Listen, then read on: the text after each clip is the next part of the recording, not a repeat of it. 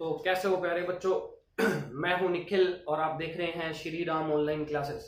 तो प्यारे बच्चों, लास्ट एपिसोड तक हम जो है क्वथनांक में उन्नयन पढ़ चुके हैं और उसकी कंप्लीट बात कर चुके हैं। आज हम अगला अणुसंख्यक गुणधर्म पढ़ने वाले हैं। वो अणुसंख्यक गुणधर्म है हिमांक में अवनमन। तो चलिए आज हम हिमांक में अवनमन पे है वो बात कर लेते हैं। तो हिमांक में अवनमन से बात करने के लिए सबसे पहले मैं बात कर लेता हूं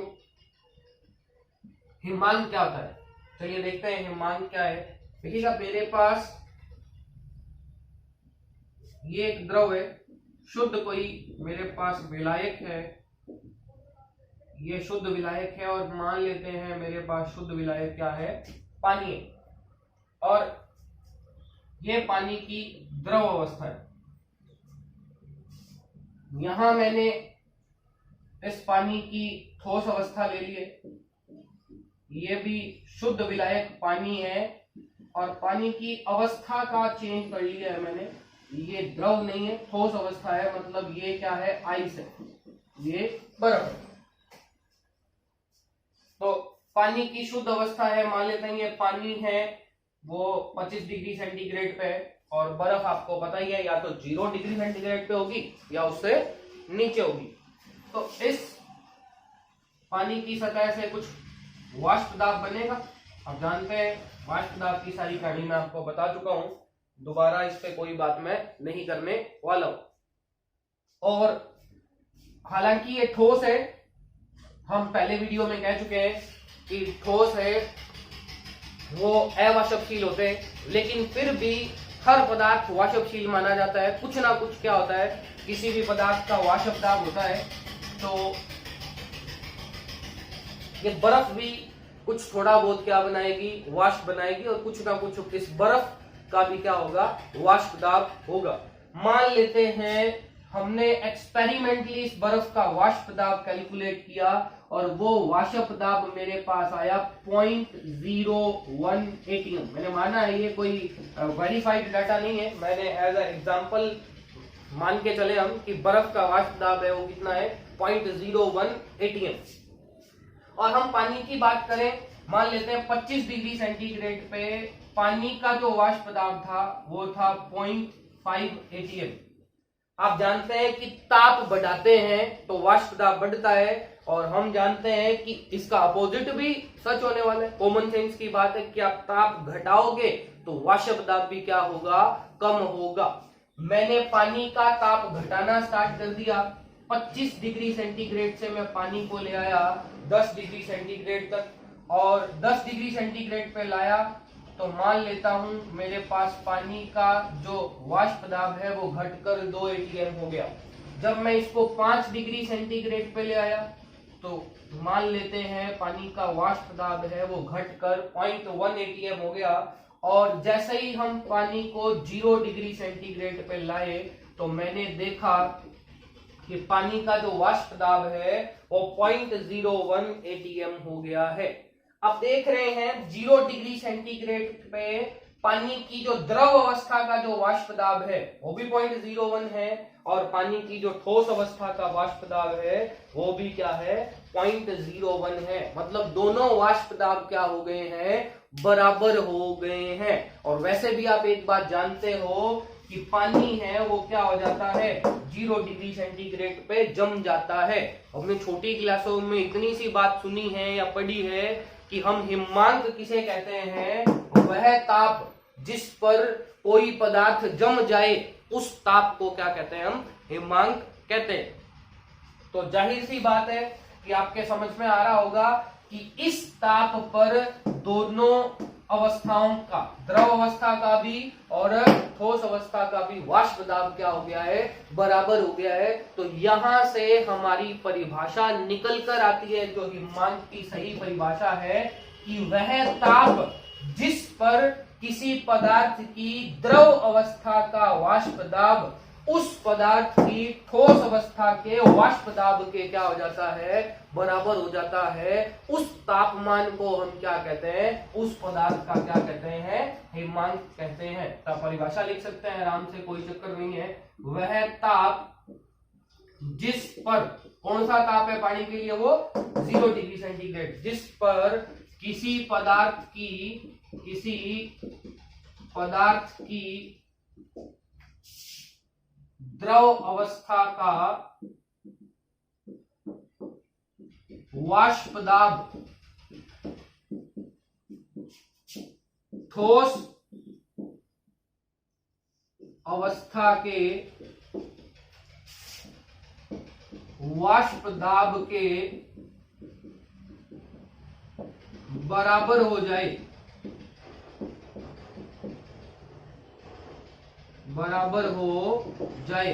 वो ताप क्या कहलाता है, वो ताप कहलाता है हिमांक कहलाता है। तो कोई समस्या वाला काम मेरे हिसाब से आपको नहीं होने वाला है हिमांक में। तो हिमांक का मतलब समझ में आ गया होगा, कोई चक्कर वाला काम नहीं है कि भाई द्रव अवस्था का वाष्प दाब है वो घट कर किसके बराबर हो जाए, ठोस अवस्था के वाष्प दाब के बराबर हो जाए, तो उस ताप को हम क्या कहने वाले हैं, हिमांक कहने वाले हैं। तो हमें आज पढ़ना है हिमांक में अवनमन। तो आप देखिएगा, अवनमन शब्द का मतलब है कमी आ जाना। तो सीधा सा मतलब हमें पढ़ना है हिमांक में कमी किस तरह आती है, इस चीज को हमें समझना है। तो चलिए अब हम समझते हैं कि हिमांक में जो अवनमन है वो क्यों आता है या इसका मतलब क्या है। चलिए हम देखते हैं हिमांक में अवनमन क्या है। चलिएगा देखिएगा, वही मेरे पास ये एक पात्र है, इस पात्र में मेरे पास शुद्ध पानी भरा है, कोई इशू वाला काम नहीं है, पानी है और ये पानी की द्रव अवस्था है। सेम यही दूसरा पात्र है और मान लेते हैं इस पात्र में शुद्ध बर्फ है, आइस है, शुद्ध पानी है, लेकिन ये उसकी क्या है, ठोस अवस्था है। चलिए इस चीज को हम ग्राफ से समझते हैं। देखिएगा अच्छे से समझिएगा क्या मैं कहना चाह रहा हूं। यहां हम लेंगे एक्स अक्ष पर लेंगे ताप और वाई अक्ष पर लेंगे वाष्प दाब। ठीक है जी, बड़ा ही अच्छे तरीके से समझिएगा। देखिएगा मैं इस ठोस की बात कर लेता हूं, जो शुद्ध पानी है उसकी जो ठोस अवस्था है उसकी बात कर लेता हूं। देखिएगा मान लेते हैं जो ठोस अवस्था है, ठोस अवस्था की बात कर रहा हूं मैं, जो ठोस अवस्था है उसका कुछ ना कुछ वाष्प दाब होगा और जैसे जैसे मैं ठोस अवस्था का ताप कम करता जाऊं तो वाष्प दाब बिल्कुल गिरता जाएगा। मान लीजिए ये ठोस अवस्था है, इसका थोड़ा सा वाष्प दाब है, मान लेते हैं 0 डिग्री सेंटीग्रेड पे। अब मैंने -1, -2, -3, -4, -5, तो ये बर्फ बिल्कुल हार्ड होती जाएगी, बिल्कुल कॉम्पैक्ट होती जाएगी ये, और इसका वाष्प दाब अचानक से कम होता जाएगा। कारण क्या है, इसका वाष्प दाब पहले से ही कम था और हम जानते हैं ताप कम करेंगे तो वाष्प दाब कम होगा, लेकिन अचानक से कम होगा क्योंकि ठोस अवस्था है ना, ये पहले ही मरा हुआ है, वाष्प दाब इसका पहले ही मरा हुआ है, और हम इसको जमा देंगे तो वाष्प दाब बिल्कुल ही मर जाएगा। जैसे एक पेशेंट है वो मरने वाला है ना, हो सकता है 5-4 दिन जिंदा हो और उसको डॉक्टर आके कह दे कि तू तो अभी ही मरेगा, तो वो कल का मरता आज ही मर जाएगा। तो वही कहानी बर्फ के वाष्प दाब के साथ है। माना यहाँ इस ताप पे इसका कुछ वाष्प दाब है, जैसे ही हम टेम्परेचर कम करेंगे, जैसे ही हम टेम्परेचर कम करेंगे, बिल्कुल खड़ी ढाल के साथ, बिल्कुल खड़ी ढाल के साथ, स्ट्रेट लाइन के साथ उसका वाष्प दाब क्या है, अचानक से कम हो गया है। टेम्परेचर जब कम हो रहा है, इधर जा रहे हैं तो टेम्परेचर कम हो रहा है, ये देखिए टेम्परेचर कम हो रहा है तो वाष्प दाब अचानक से क्या हो गया है, कम हो गया है, खड़ी ढाल के साथ क्या हो गया है, कम हो गया है। तो ये ग्राफ किसका था, जो शुद्ध विलायक है उसकी ठोस अवस्था का ग्राफ है। ये शुद्ध जो विलायक है उसकी ठोस अवस्था का मेरे पास वाष्प दाब और ताप में क्या है, ग्राफ है। बिल्कुल स्ट्रेट लाइन के साथ वाष्प दाब कम हुआ है। कारण मैंने बता दिया है कि ठोस का वाष्प दाब वैसे ही कम होता है और ताप कम करोगे तो वाष्प दाब बिल्कुल ही नगण्य होता चला जाएगा। चलिए अब मैं बात करता हूं इस द्रव अवस्था के ग्राफ की। इसका ग्राफ बनाए तो पहली बात तो आपको ये पता होगी कि कोई भी ताप देख लो, किसी भी ताप पर देखोगे द्रव का वाष्प दाब इस ठोस के वाष्प दाब से क्या आने वाला है, ज्यादा आने वाला है। मतलब ग्राफ तो ऊपर से चालू होगा। ये सुनो, अगर ये यहां से है तो द्रव का वाष्प दाब ऊपर से ही चालू होने वाला है, इसमें कोई डाउट नहीं है। पानी का वाष्प दाब द्रव अवस्था का वाष्प दाब ठोस अवस्था के वाष्प दाब से ऑब्वियस सी बात है क्या होता है, ज्यादा होता है।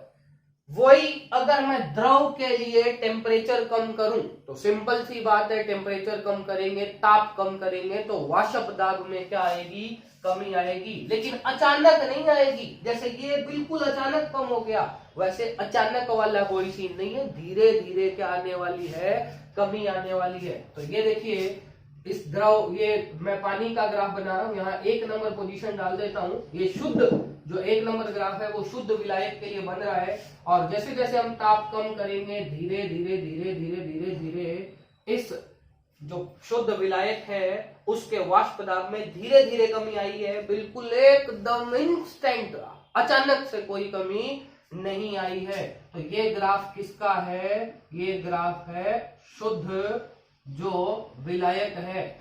और शुद्ध विलायक की कौन सी अवस्था का वाष्प दाब, कौन सी अवस्था का ग्राफ है भाई, ये द्रव अवस्था का ग्राफ है। ये शुद्ध विलायक है उसकी द्रव अवस्था का ग्राफ है। अब देखिएगा इस पानी में मैंने मिला दिया है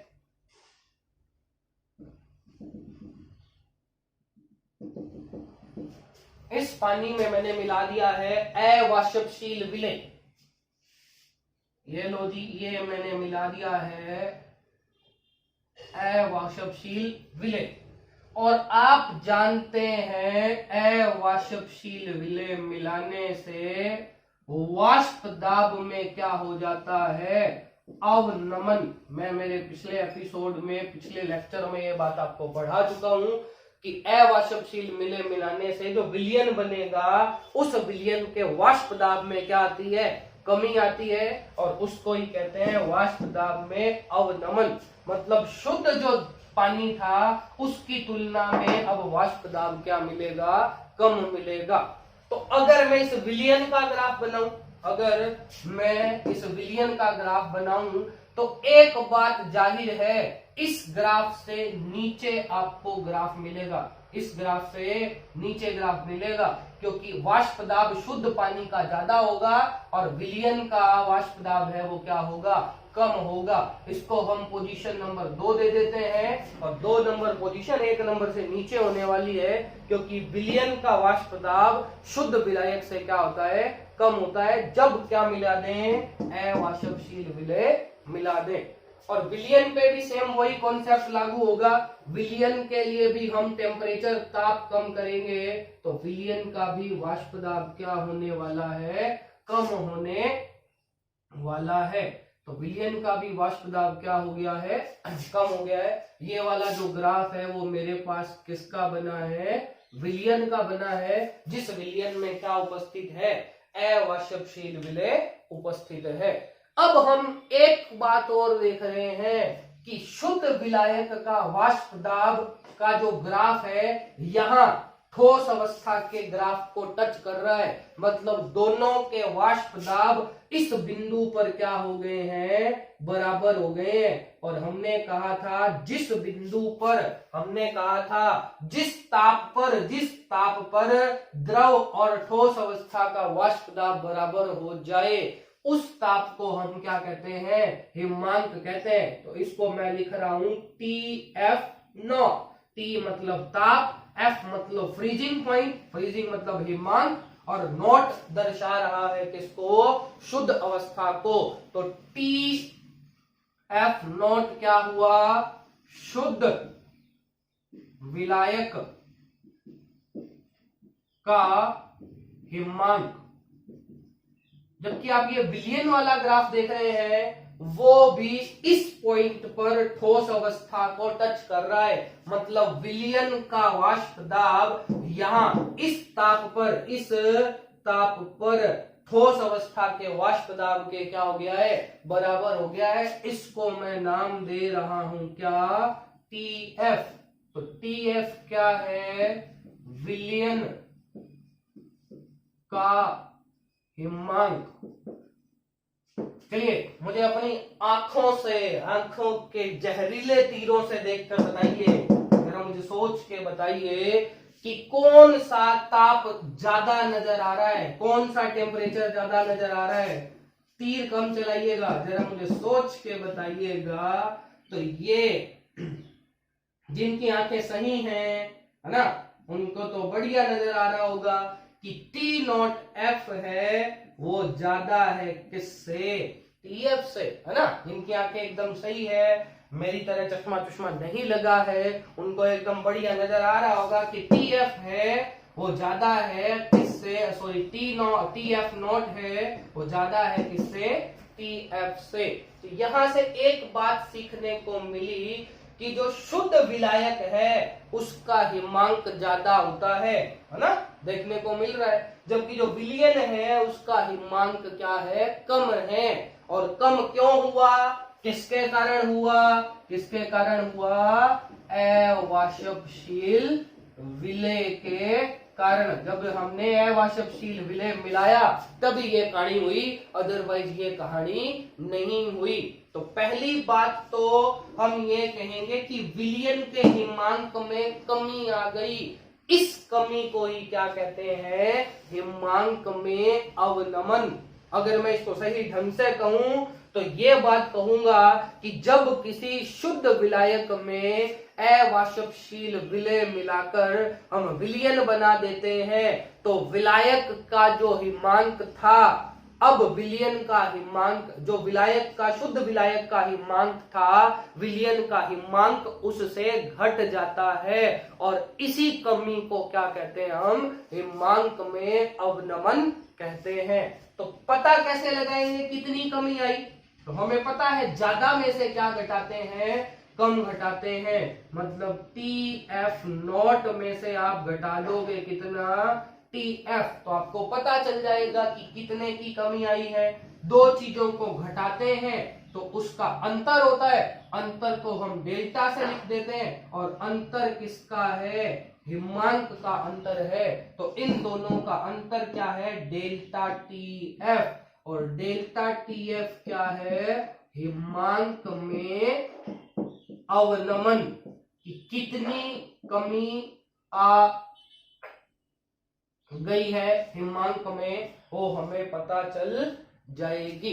तो प्यारे बच्चों, हिमांक में अवनमन का मतलब आपको अच्छे से समझ में आया होगा कि हिमांक में अवनमन क्या है। और मेरी बातों को अगर आपने नोटिस किया होगा तो हिमांक में अवनमन की राम गाथा, राम कहानी कहां से चालू हुई, जब हमने क्या मिलाना स्टार्ट किया, अवाष्पशील विलय मिलाना स्टार्ट कर दिया। अगर हम ये अवाष्पशील विलय ना मिलाते तो हिमांक में अवनमन की कहानी चालू ना होती। जितना ज्यादा अवाष्पशील विलय मिलाएंगे उतना ज्यादा हिमांक में अवनमन होने वाला है। मतलब मैं ये कह सकता हूं कि हिमांक में जो अवनमन है वो अवाष्पशील जो पदार्थ है, वो जो अवाष्पशील जो पदार्थ है, अवाष्पशील जो विलय है, उसकी सांद्रता के क्या है, समानुपाती है। जितना आप अवाष्पशील विलय डालते जाओगे हिमांक में अवनमन उतना ज्यादा होता चला जाएगा। चलिए, अब हिमांक में अवनमन को हम डेली लाइफ से कोरिलेट करते हैं। देखिएगा, आप जब बच्चे थे, हालांकि आजकल तो वो कुल्फियां शायद आना बंद हो गई हैं, आप जब बच्चे थे तो ऑरेंज फ्लेवर की कुल्फी, है ना, पिंक फ्लेवर की कुल्फी, खोपरा ऊपर लगा होता था, आहा क्या स्वाद आता था, बड़ा अच्छा बचपन था। तो वो कुल्फी खाई होगी। और कभी जब पैसे ज्यादा होते थे तो मावे वाली कुल्फी, है ना, दूध वाली कुल्फी खाई होगी। तो दोनों का कंपैरिजन करते हैं। जो ऑरेंज फ्लेवर वाली कुल्फी थी वो बाटा मार कुल्फी थी, है ना। दांतों को भी जोर आता था कि कुल्फी को कैसे तोड़े, है ना, इसलिए चूस चूस के खाते थे, बढ़िया मजे लेते थे। आज उसकी जगह चुस्की ने ले लिया, बढ़िया एकदम, है ना। और जबकि मावे वाली जो कुल्फी थी वो बिल्कुल सॉफ्ट कुल्फी थी, उसको खाने में कोई ज्यादा जोर नहीं आता था। यहां से आप हिमांक में अवनमन है उसको क्लियर कर सकते हैं। जब शुद्ध पानी था, है ना, शुद्ध पानी था, तो उस शुद्ध पानी की जब कुल्फी जमाई तो ऑरेंज वाली कुल्फी थी और भाटा मार थी, बढ़िया। अगर उसको किसी के सिर में दे मारो तो उसका सिर भी क्या है, खोल सकती है। जबकि जब शुद्ध दूध में मावा, केसर, काजू, बादाम, कस्टर्ड, है ना, वो मावे वाली कुल्फी बना ली, दूध वाली मावे वाली कुल्फी बना ली, तो दूध के हिमांक में क्या हो गया, अवनमन हो गया। अब वो दूध 0 डिग्री सेंटीग्रेड पे उतना भाटा मार नहीं जम रहा जितना जमना चाहिए था। वो कुल्फी सॉफ्ट होती है, क्यों, कारण क्या है, हिमांक में क्या हो गया है, अवनमन हो गया है। अगर आपको उस मावे वाली कुल्फी को भी भाटा मार करना है तो आपको 0 से नीचे जाना पड़ेगा, -5, -10, -25, -25 पे जाओगे तो हो सकता है वो दूध वाली कुल्फी भी किसी का सिर खोल पाए। तो हिमांक में अवनमन का मतलब आपको समझ में आ गया होगा। अगर मैं इसको केमिस्ट्री के लॉजिक से समझूं तो देखिएगा, केमिस्ट्री का लॉजिक क्या कहता है, केमिस्ट्री का लॉजिक ये कहता है कि शुद्ध पानी था, तो शुद्ध पानी का ये एक अणु और ये दूसरा अणु, और शुद्ध पानी से हम बर्फ बना रहे हैं, तो आप जानते हैं पानी के अणुओं के बीच में हाइड्रोजन बॉन्डिंग है, दोनों बिल्कुल एकदम टाइटली जुड़े। हाइड्रोजन बॉन्डिंग से दोनों एक दूसरे के पास टाइटली जुड़े हैं, क्योंकि हम जो है तापमान में कमी कर रहे हैं, मॉलिक्यूल एक दूसरे के पास पास आ गए हैं, हाइड्रोजन बॉन्डिंग बहुत ज्यादा अच्छी हो गई है और इन्होंने एक अच्छा क्रिस्टल बर्फ का बना लिया है। लेकिन अब सपोज करिए कि मैं इस शुद्ध पानी में कुछ अवाष्पशील क्या मिला दूं, विलय मिला दूं, तो अब कुछ अणुओं के बीच में, ये जो 2 अणु हैं इनके बीच में कौन आ जाएगा, अवाष्पशील विलय आ जाएगा। इन दोनों में दूरियां बन जाएंगी, नजदीकियां खत्म हो जाएंगी, इन दोनों में दूरियां बन जाएंगी और दूरियों से रिश्ते क्या होने लगेंगे, कमजोर होने लगेंगे। मतलब हाइड्रोजन बॉन्डिंग है वो उतनी अच्छी नहीं हो पाएगी जितनी अच्छी शुद्ध अवस्था में थी। तो इसीलिए जो बर्फ है, बर्फ का जो क्रिस्टल है, अब वो अवाष्पशील विलय मिलाने के बाद उतना स्ट्रॉन्ग नहीं हो पाएगा जितना स्ट्रॉन्ग उसको होना चाहिए था। इसी को कहते हैं प्यारे बच्चों हिमांक में अवनमन। तो आई थिंक आपको अच्छे से क्लियर हो गया होगा हिमांक में अवनमन क्या होता है। चलिए अब इसका डेरिवेशन देख लेते हैं थोड़ा सा, क्या है डेरिवेशन और किस तरह डेरिवेशन काम आता है हमारे डेली लाइफ में। जो हम न्यूमेरिक प्रॉब्लम करेंगे उसमें हमें डेरिवेशन काम आएगा। तो चलिए हम डेरिवेशन देख लेते हैं, क्या है डेरिवेशन। देखिएगा, हमने अभी थोड़ी देर पहले कहा कि जो हिमांक में अवनमन है वो समानुपाती है अवाष्पशील जो पदार्थ है, अवाष्पशील जो विलेय है उसकी सांद्रता के। तो देखिएगा यहां हम ऐसी सांद्रता इकाई का इस्तेमाल करेंगे जो तापमान से प्रभावित हो, क्योंकि हिमांक का लेना देना किससे है, ताप से, और ताप बदला और सांद्रता बदल गई तो हमारी कैलकुलेशन कॉम्प्लेक्स हो सकती है। इसीलिए क्वथनांक में उन्नयन की तरह यहां भी हिमांक में अवनमन भी समानुपाती होता है किसके, मोललता के, क्योंकि मोललता क्या है, ताप से अप्रभावित है।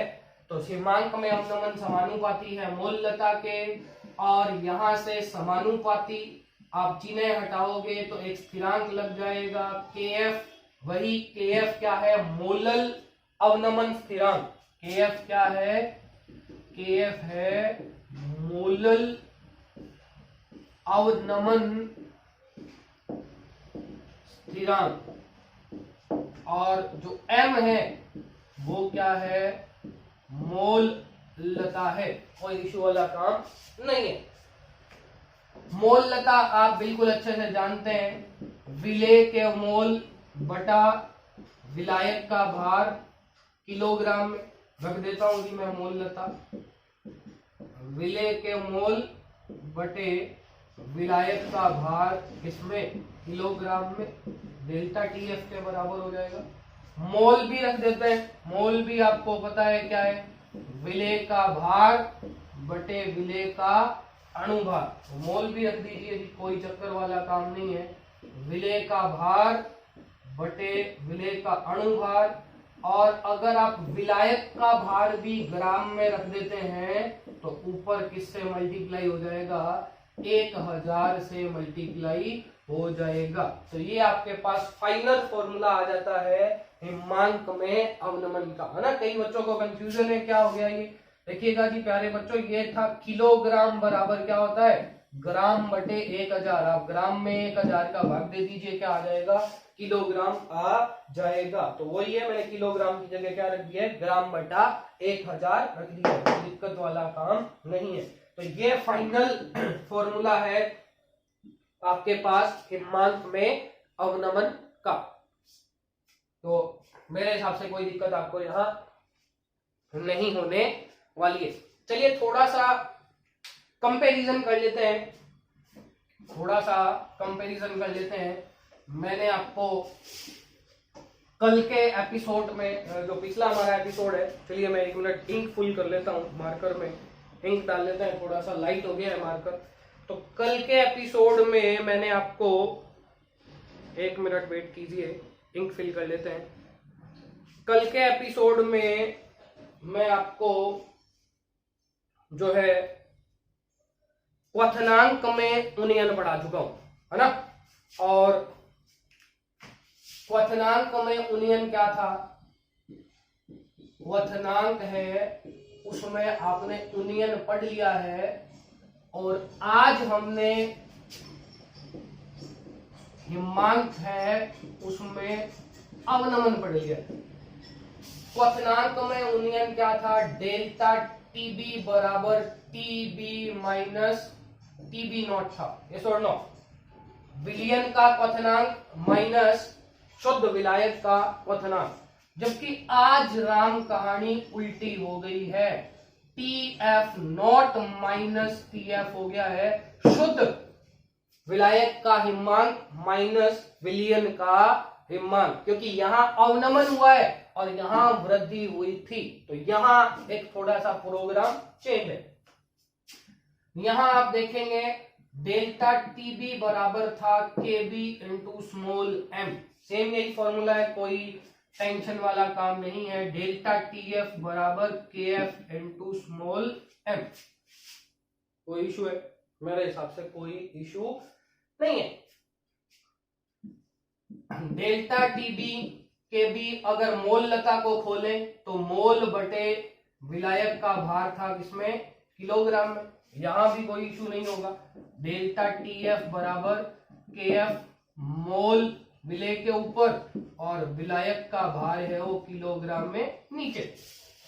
अगर आप यहां KB का यूनिट देखना चाहें, KB मोलल उन्नयन स्थिरांक, तो क्या होगा, TB इंटू WA बटा NB, यहां से अब KB का वैल्यू निकालेंगे तो यह आएगा TB चेंज इन टेम्परेचर, है ना। डेल्टा TB क्या है, क्वथनांक में उन्नयन, है ना। टेम्परेचर का ही तो परिवर्तन था, ये देख लीजिए, तापमान का ही तो परिवर्तन है, और ताप का परिवर्तन किसमें आएगा, केल्विन में। भार किसमें था, किलोग्राम में, और बटा में क्या है, मोल है। तो केल्विन किलोग्राम मोल किसकी यूनिट आ गई, KB, मोलल उन्नयन स्थिरांक की। और यहां से अगर आप KF की यूनिट निकालना चाहें तो सेम यही है, कोई चक्कर वाला काम नहीं है, सिर्फ TB की जगह क्या आ जाएगा, डेल्टा TF आ जाएगा, बाकी कोई चक्कर नहीं है, सेम वही यूनिट, केल्विन किलोग्राम पर मोल। तो KB और KF में कोई चक्कर आपके पास नहीं है। चलिए, ये दोनों मैं आपको बता चुका हूं। KB भी बताया था विलायक के लिए होता है और विलायक की प्रकृति पर निर्भर करता है। KF भी बता रहा हूं, KF भी किसके लिए होता है, विलायक के लिए होता है। विलेय से कोई KF का लेना देना नहीं है। और ये भी विलायक की प्रकृति पर निर्भर करता है। और ये दोनों डाटा हर द्रव के लिए, हर पदार्थ के लिए फिक्स है और इनको हम एक्सपेरिमेंटली कैलकुलेट करते हैं और अलग अलग द्रव के लिए, अलग अलग विलायक के लिए ये अलग अलग होते हैं और हमें क्वेश्चन में गिवन होते हैं जब भी हम क्वेश्चन करते हैं। बस एक बात आप ध्यान रखिएगा, जो KF है उसका मान सदा KB से क्या होता है, ज्यादा होता है। ये बात आप हमेशा ध्यान रखिएगा, KF का मान है वो KB से क्या होता है, ज्यादा होता है। जैसे मैं शुद्ध पानी की बात करूं तो शुद्ध पानी हमारे पास विलायक है, तो अगर इसके आप KB की वैल्यू देखेंगे तो 0.52 केल्विन किलोग्राम पर मोल होती है, जबकि KF की वैल्यू देखेंगे तो 1.86 केल्विन किलोग्राम पर मोल होती है। तो KF का वैल्यू है वो KB के वैल्यू से क्या होता है, ज्यादा होता है। ये आप ध्यान रखेंगे। क्यों होता है, चलो ये भी बता देता हूं मैं, ऐसा क्यों होता है, इसका भी रीजन क्या है देख लीजिए। हालांकि 12th स्टैंडर्ड तक ये गिवन होता है, हमें सवालों में दिया हुआ होगा, लेकिन कई बार आप नीट या जेईई के सवाल देखते हैं तो वहां ये है वो दिए हुए नहीं आते हैं। देखिएगा, जैसे अगर हम KB का वैल्यू निकालें तो फॉर्मूला होता है R/TB² upon 1000 into delta H latent heat of vaporisation. ये फॉर्मूला होता है। KB का फॉर्मूला है R.TB² 1000 इंटू LV और KF का जो फॉर्मूला है वो है R.TB² इंटू 1000 इंटू LF। बाकी ये समझने की तो खास जरूरत नहीं है, फिर भी देख लेते हैं। ये देखिएगा, R है वो यहां गैस नियतांक है, TB है वो विलायक का बॉइलिंग पॉइंट क्वथनांक है और LV वाष्पन की गुप्त ऊष्मा है।